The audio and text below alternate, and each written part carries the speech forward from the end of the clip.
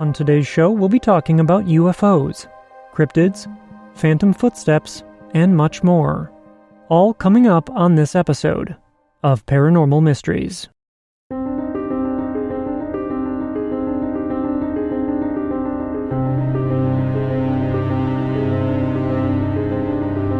Thank you for joining me and welcome. I am your host, Nick Ryan. I really hope that everyone's had a great week. And before we start, I'd like to thank all of you for tuning in as always and supporting the podcast. If you enjoy the show, please remember to subscribe, share, and review the podcast. This supports us by helping new listeners to discover the show. And if you'd like to support us even further by becoming a patron or by donating, please visit us at patreon.com/paranormalmysteries or at buymeacoffee.com/paranormal. These links and others can be found in the show notes. And if you've encountered the paranormal and would like to share your story, please email me at paranormalmysteriesPodcast@gmail.com. All experiences, no matter how big or small, are always welcome. And of course, with that in mind, today's first listener story comes to us from Casa, and Casa's story is called Blur. Casa says, "Hello there. I've been listening to your podcast for some time. And I've got to say that it really gives me the creeps sometimes, but I love it. I don't really know how to start, but I'll give it a try. My first story is when I was younger, about 5 or 6 years old. I was playing with my sister and some of my friends at my complex I was living in at the time, and we were playing in a park behind my house. Then it started to get dark outside, and we decided to tell ghost stories before we had to go and eat. I was obviously scared, even though most of the stories were made up. Until my friend Bianca told us about this dwarf that lived in the very same park. She said that she used to see his shadows under the slide, which was diagonal to where we were seated. It was quiet, and suddenly I felt even more scared, and lots of birds started to fly towards us. Not just 9 or 10, but 20 to 30 birds. We all ran home and never talked about it again. I had completely forgotten about this event until I heard you talk about the guy with the green man in the picture. Something about my childhood never sat right with me. It was all too blurry, as if I couldn't recognize what was real and what was a dream. I remember living places that I've never lived in, and meeting people that I've never seen. There's this memory I have about living with an elderly woman in a creepy house. I remember telling my mom how scared I was, and how the lady seemed frightening. It wasn't her appearance, but more like the aura that she had. It was gloomy and heavy. My mom felt the same way, and after some time of living there, we moved. My mom doesn't remember this, but it felt as real as any other memory of a birthday. Sometimes I can't really tell what's real and what's not, so maybe the experiences with the paranormal I have are not really true, or are just a bad dream. I don't know if this may have something to do with it, but my dreams are mostly on loops that start over and over again, and most of them are lucid. Sometime after listening to your podcast for the first time, I had another experience. I think it was sleep paralysis. I was in my bedroom that's shared with my sister. We each have a bed, and mine is next to the wall of the door facing the window. Hers is parallel to mine, just a couple of feet away. This time I had decided to sleep in. It was approximately 12 p.m., and it was really hot, so I turned on the fan and went to sleep again. It wasn't long until I heard as if someone was chewing something hard and crunchy right next to my ear. So I opened my eyes, and right by my foot of my sister's bed, I saw it. It was a tall shadow. It didn't have any eyes or a face, really, but I knew it was looking right into my eyes. I turned away and quickly looked at the wall beside me. I was afraid of whatever that was. After some seconds, I felt the mattress sink as if someone had sat down in the bed. I closed my eyes immediately as I felt the shadow hug me, making it impossible for me to move. I was paralyzed and I couldn't scream. I tried to get away, but it was impossible. I was asleep sideways, and that thing turned me around, making me face the ceiling. I then felt pressure on my throat as I tried to yell to my sister to wake up, but I was suffocating. It was then that I was able to move my hand, and I tried so hard to slam it against the bed to wake her up, but it didn't work. After that thing left me alone and disappeared, I woke up half an hour later, and I asked my sister if she had heard me trying to wake her up, but she said no. I remember the pain that I felt when I slammed my hand against the bed frame. It was real, but it seemed to be just another dream. I don't know what that was, but it was the first time in my life that I've ever been that scared. I tried to summarize as much as I could, and I'm still kind of confused, but thank you for reading. I hope you have a good rest of your day. Casa. Our next story of the night comes to us from Kat, and Kat's story is called Wolf Howl. Kat says, "Hey Nick, I'm a huge fan of the podcast, and I finally found the guts to tell this particular story out of so many in my life. I'm an empath, and I learned recently that I'm also a sensitive, which would explain the experiences I've had ever since I can remember. A close friend of mine passed in 2015, and many people said it was due to his diabetes, but I think his anxiety flared up in his sleep. I'm not the type to take death easily, even though I've been a sensitive for years, and the thought of death still doesn't sit well with me. Weeks after his passing, I found myself walking to a nearby park that has a nice trail going through it. Following it, I found myself lost for words and having a hard time coming to terms with his passing. Finally, looking at my phone, after walking for a while, it read 3:45 p.m., and when I tried to continue walking, it felt like there was a barrier in front of me that wasn't there before. It felt like the type of static that makes your hair stand up, regardless of the length. I then pressed through the barrier, and it wasn't giving, and that's when I heard a howl, and being an animal lover, I knew it was a wolf's howl. It was a deep howl like the animal itself was huge, and then a figure finally came into view. It was shaggy and earth tones in places, and I couldn't stop staring at it. As it stared back at me, it began to stand on its back legs. Fear had taken over, and now I couldn't move backwards, and I was completely trapped, staring at what I would describe now as a werewolf. My heart was racing so hard, and as if through instinct, in my head I started screaming my friend's Native American name several times.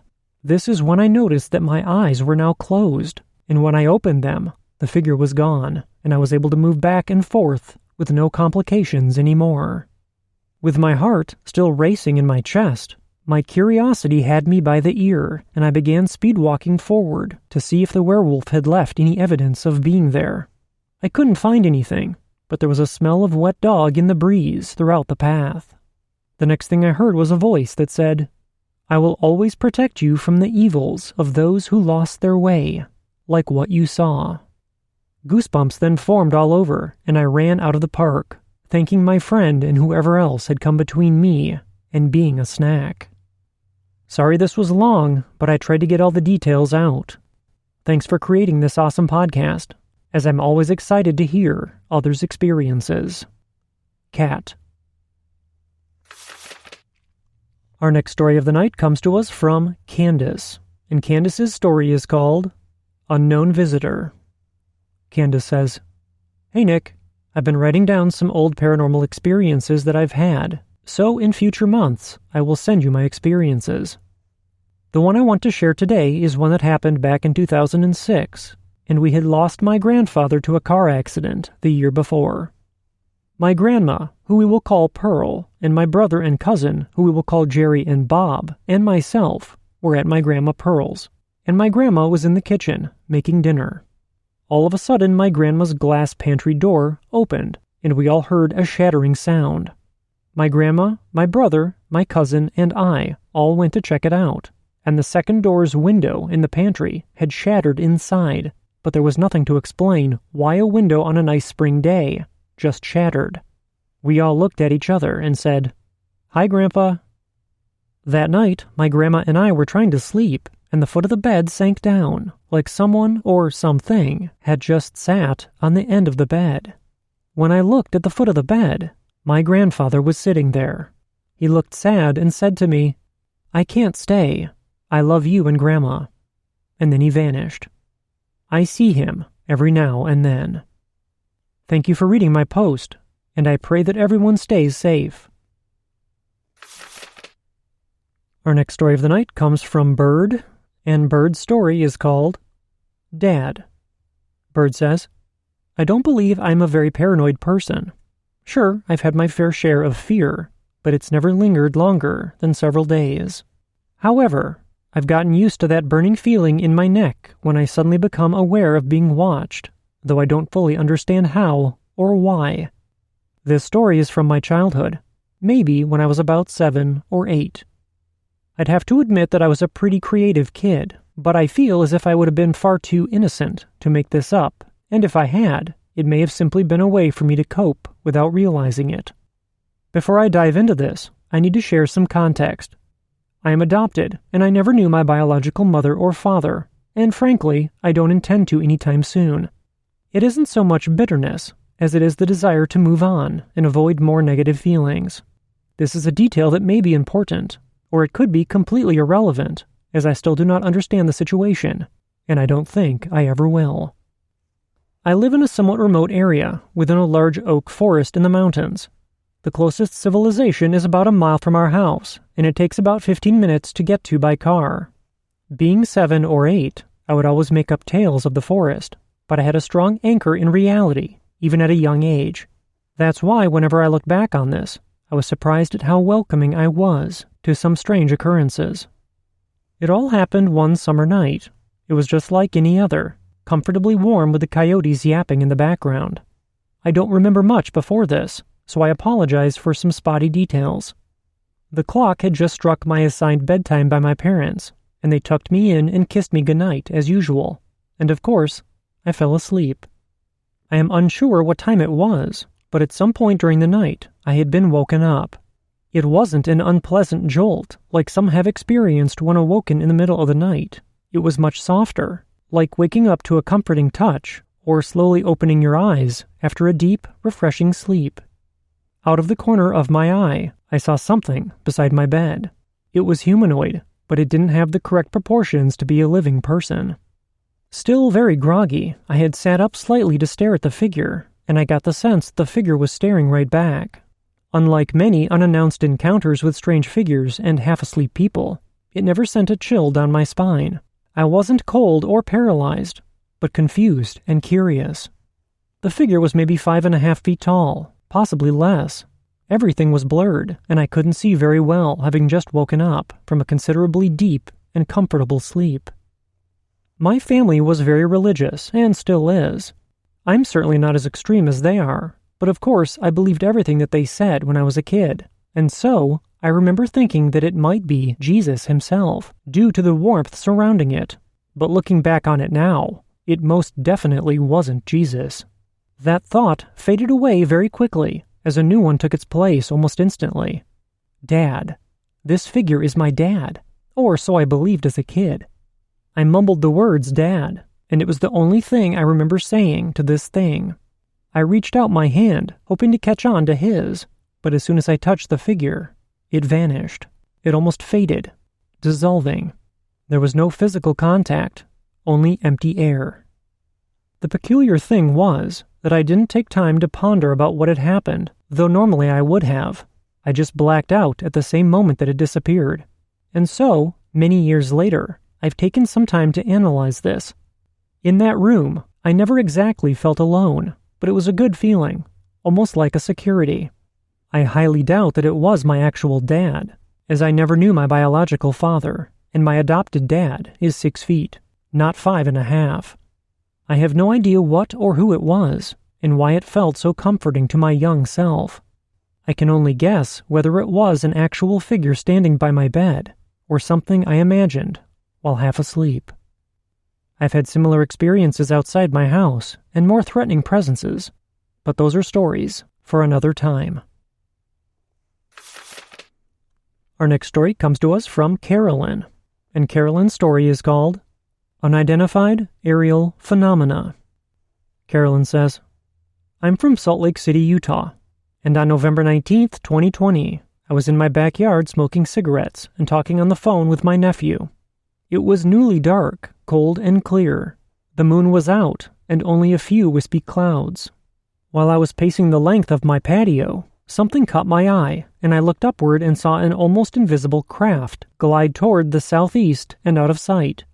I said to my nephew, I think my eyes must be playing tricks on me, because I just saw something really weird.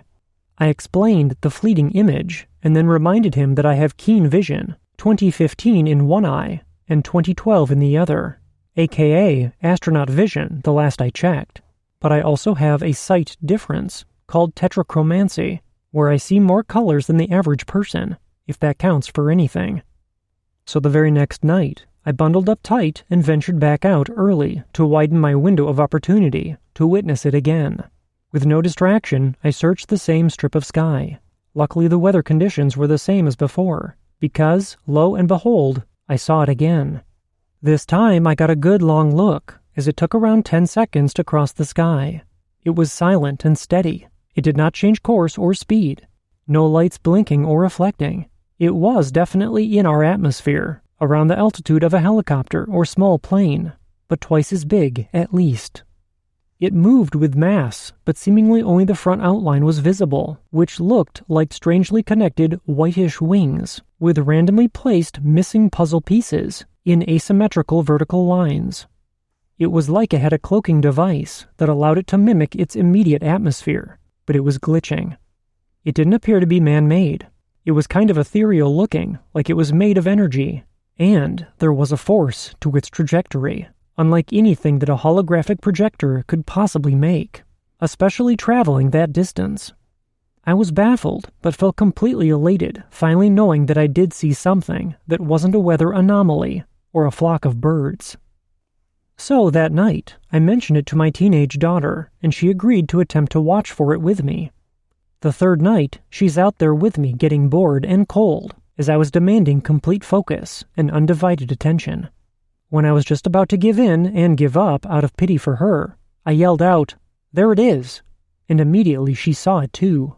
Again, for about just under 10 seconds. Now, my daughter is a no-nonsense kind of gal, and she couldn't explain it. We then researched covert military aircraft, plasma aircraft, and interdimensional aircraft and phenomena, and not a single description resembles what we saw. I would just like to know what it was, or if someone else saw it. Maybe it was just a super high-tech prank. The 3 sightings were about a half hour later each night, and started around 6:45 p.m. The 4th night was overcast, and the 5th, and so on, and I still watch for it when I can. There is aftermath to this story, but I really tried to trim the fat, so please forgive the length. Thank you for your time and your show. Carolyn. I spoke with Carolyn a few times after reading her story, and I asked her to elaborate on the aftermath she had mentioned, and Carolyn had this to say. I would like to reiterate that the craft was silently traveling the exact same direction. No blinking light action. Never shifting course, at approximately the same time, 3 nights in a row. Why such a mundane routine for such a fantastical object? The abject blatancy of it all is almost eerie. I'm open to any suggestions and/or hypotheses. From the get-go, the first night of the 3 sightings, I never had a bad or foreboding feeling. As strange as it wasn't a sinister sight, nor left anything ominous in the air. Quite the contrary. On the second night, after witnessing the ship, or whatever it was that crossed the sky, I felt a sense of gratification. I knew that what I had seen the night before was real, and not a fleeting phantom. Now all that was needed was final confirmation through a secondary witness, which would happen on the 3rd and final night, thanks to my daughter. As I was thinking all of this, I was still staring at the stars. I stayed out there for a long while, just hoping that the craft might return. Finally, I made my way back inside the house to warm up, and after shedding a few layers, I realized that I wasn't even cold, and I felt completely elated. I was just standing there alone in my living room, observing my whole being, buzzing with exhilaration. I was just standing there in utter awe, not walking around or stretching or anything, when out of the blue, my left elbow popped. A big pop. It felt weird, but good. It was immediate relief, as my elbow had been ailing me for a week or so, and I hadn't been able to fully extend it. Since then, my body has continued to inexplicably adjust itself, randomly taking turns with each joint from head to toe, and on a daily basis. I am no stranger to chiropractic medicine, but beyond being a knuckle cracker, I can't really adjust myself. I've always envied those able to crank their necks and twist their backs and have the satisfaction of getting all the cricks out. My entire life I've been fascinated by the ability the body has to naturally align and heal itself. It seems like my joints are unlocking and releasing years of harbored toxins of the material and emotional kind, which was long overdue. I have continued to experience both physiological and psychological benefits. For instance, I am the thrive in chaos type, so I tend to be cluttered. When I found myself craving order and symmetry, I began organizing my house down to the last detail. It is completely foreign to me to derive any pleasure from these tasks, tackling junk drawers and storage boxes, kitchen cupboards, etc. I'm doing all of this in a new way, calm and collected, a go-with-the-flow kind of fashion, as to when, what, and how I organize, unlike what I had maniacally tried to accomplish in failed attempts of the past. Also, I have always done my best to stay present and not allow my thoughts to wallow in the past nor scurry off into the future, constantly striving for balance and centeredness. My personal big picture takeaway here is realignment of the body, mind, and energy system. I don't so much concern myself with seeking enlightenment as I do achieving and living in harmony with myself, the environment, and others. I feel now that I can do that better than ever. Finally, I would like to mention the many mysterious monoliths that started popping up around the world a while ago, the first of which was right here in my own backyard of Moab, Utah. I found out about all of this about a week after the first sighting, which was on November 19th, 2020. The Utah monolith was discovered on November 18th, the day before. People said it had appeared to have been there for at least 10 years, and 10 days later, it was gone. Removed, disappeared. I've heard conflicting stories. It did seem man-made, but no one came forward to claim it. No artist or pranksters, and no talk of it since.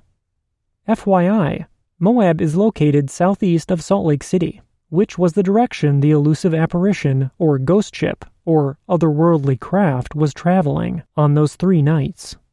As a skeptic and a 99%er in what little I do believe, nature is extremely odd all on its own. It doesn't have to be supernatural to be weird, so perhaps this isn't paranormal, just simply unexplained as of yet. Whatever it was, I'm grateful to be graced by the experience. Perhaps all of these things are just a series of coincidences. And on that note, I bid you farewell. May we all be happy, healthy, wealthy, and wise. Godspeed, Carolyn. Our next story of the night comes to us from Steve, and Steve's story is called Phantom Steps. Steve says, "Hey Nick, I am a skeptical believer at this point, whereas before I just liked the field in general. Not much of a story here, but this certainly made me think twice, and it was validated by my wife, who was sitting next to me at the time, and this was around 2010 or so.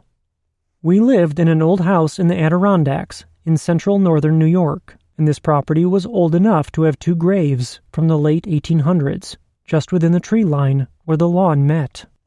My wife's parents were living in the basement at the time while their house was being finished, and the typical annoyances were there, such as them coming upstairs unannounced, with an echoey hello, etc. Anyway, we were sitting on the couch relaxing, watching the TV, and I was the first to hear footsteps coming up the stairs. I look at my wife with the, here we go, what does she want now look, and she hears the steps at about the same time, with pretty much the same feelings. Then we wait for the steps to finish, and the inevitable hello. We wait, and then I get up to see what is happening, and nothing is happening. She wasn't there. The basement was dark, and they weren't even home. There was no mistaking these very audible footsteps in the very same tones and sequence that she had always had coming up the stairs. I would have thought it to be a figment of my imagination, or the like, but my wife heard the same thing, and we were definitely creeped out and perplexed by this. It was definitely not an old house noise, wind, etc. Anyway, I thought this might fit your parameters. Thanks for what you do. Steve." Our last story of the night comes to us from Megan, and Megan's story is called Monkey Sounds. Megan says, "Hi Nick, I've just binged the entirety of your podcast in the last week, and I remembered an incident from early to mid-2019. I live in the Pacific Northwest and was with 2 college friends hanging back in the car while our other friends ran into a store really quick. We turned the music down because we had heard this odd howl, for lack of a better term. It sounded like something between a monkey howl and a vague laughing, and had the same reverb as that of a wild animal.